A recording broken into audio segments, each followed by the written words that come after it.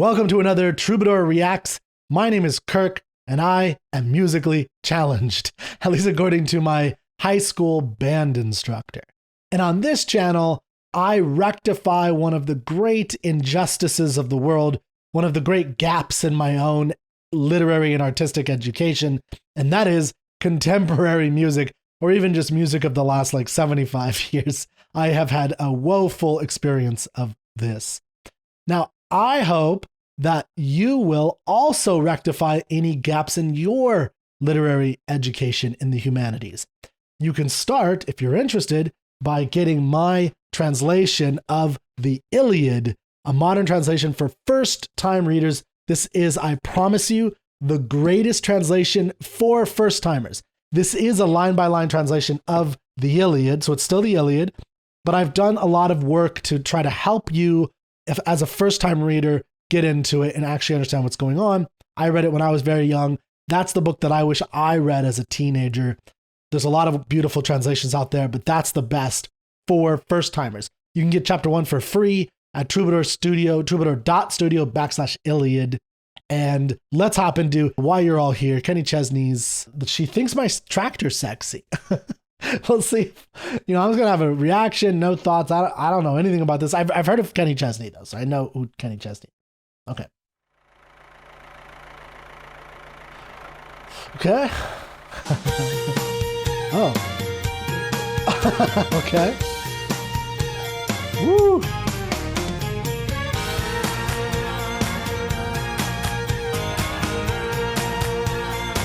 Is that the agrarian life? Plowing these fields in the hot summer sun. Over by the gate, Lordy, here she comes with a basket full of chicken and a big cold jug. Basket full of tea. Okay. I make a little room and she climbs on up. Dang. Open up a throttle and stir a little dust. Just look at her face. She ain't a fooling me. Okay, this is. She thinks my tractor's sexy. Okay, before we go into the chorus, I just have to say, so this is already reminding me of a whole line of a tradition of literature that does this actually. And there's a lot of this where there's a tradition of, there's these kind of romantic ways that we woo people and woo women, that men try to do to what they do to try to attract women. And then there's all this art and poetry and literature that is ridiculing that whole process. A really good example in Shakespeare is As You Like It. And this kind of has that feel to it where it's like, if you were an alien looking at the way that we woo and seduce women as we weird mortal men, it is weird sometimes. And it's like, I get that vibe here of this. I'm going to rewind a little bit. Let's see. Okay. She thinks my tractor's sexy. I'm going to get a tractor now. Woo! I need to get a tractor. She's always staring at me. I would look ridiculous in it. While I'm chugging along. Okay. I'm in Texas, so. She likes the way it's pulling while we're tilling up the land. She's even kind of crazy about my farmer's tan. I got one of those. She's the only one who really understands what gets me. Oh, that's important. She thinks my tractor's sexy.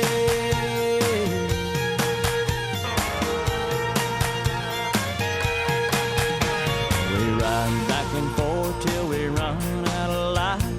Take it to the barn, put it up for the night. Okay. Some connotations there. Innuendos? Or is it too innocent for that? She says she's got a dream and I ask what it is. Yeah. She wants a little farm and a yard full of kids. And one more teeny weeny ride before I take her home. These lyrics are hilarious. My tractor's sexy. It really turns her on.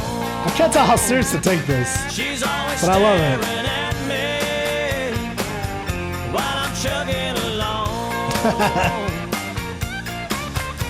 She likes the way it's pulling while we're tilling up a land. Her land. All right, I mean, come on.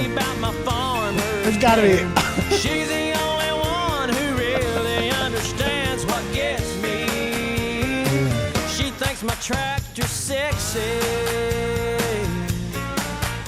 Well, she ain't into cars or pickup trucks, but if it runs like a deer, man, her eyes light up. She thinks my tractor, she thinks my tractor sexy. It's the brand, I got it. It really turns her on. Whoa. She's always What kind of video is this? at me while I'm chugging along. She likes the way it's pulling while we're tilling up her land. I love that's her land. Kind of crazy about my farmer's tan. So that's obviously clearly he's making an innuendo here, right? This whole thing is full of innuendos. But yeah, it's her land that he's tilling up. Okay. Go on. She's even kind of crazy about my farmer's tan. Come on. She's There's the no- only one who Obviously. really understands what gets me. She thinks my tractor's sexy. She thinks my tractor's sexy. She thinks my tractor's sexy. Okay. Butt to butt, cheek to cheek. Is that what they were trying to play off of? Cheek to cheek. Dancing cheek to cheek.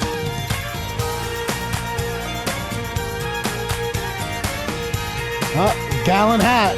Okay, this is totally humorous. But he's not like ridiculing.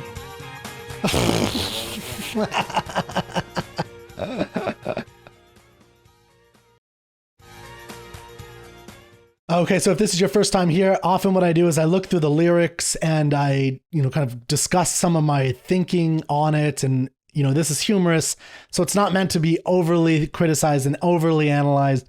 But if you're here, that's hopefully what you like, because that's kind of what I do. So I did look at the lyrics. I did investigate it. I listened to the song again. It's a really fun song, period, full stop. Fun song. I don't care if it's mocking things. It is, I think, kind of playfully mocking some things. Mostly, I think just the general sense of courtship is just so weird when you really, again, if you're an alien and you come down into Earth and you just watch the kind of wooing procedures by both men and women and how they chase after each other and the way that the men chase women and the way that women chase men. It's just such a hilarious thing. And it's always been, all the way back to ancient Greece, there's all kinds of these humorous anecdotes and expressions and views of how ridiculous it seems to us, to anybody, even yourself, like, not taking yourself too seriously, which is what I love about this. This is a lot of fun. So one of the plays that really came to mind was Shakespeare. So Shakespeare wrote lots of romances, but he wrote these comedies, and he would often poke fun at the way that people at that time were acting and behaving. Now, at that time in the late 1500s, early 1600s, when Shakespeare's writing, this is the Elizabethan England, actually the way that people, especially of a certain class in society, would woo a woman, let's say a man wooing a woman, would be by writing or reading, but usually often writing their own sonnet to her. This was a craze. And the only way that I could explain this to people about how wild sonnets were at the time is if you're in a college campus today, the way you would see men and women talking to each other a lot, especially educated men and women, is they would be talking about their psychological profiles. They'd be talking about their love language, but it would all be couched in highly modern psychological lingo and linguistic and technical terms. And they're talking about these things. Oh, this is the kind of needs I have. These are the kind of things I have. And that, by the way, is freaking weird. I can't believe we haven't had more comedies about how silly that procedure is.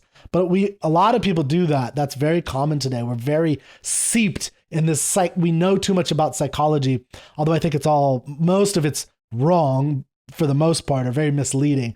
But in the sonnet era, that's what you would do, is you would read a sonnet to her and you would idealize a woman. You'd make her a goddess-like figure, unattainable, beloved. She'd have divine hair and divine eyes and heavenly virtues. And you'd have all these idealized things, and you would write beautiful poetry to her like Shakespeare's sonnets. Or it really comes from the craze started with an Italian poet by the name of Petrarch.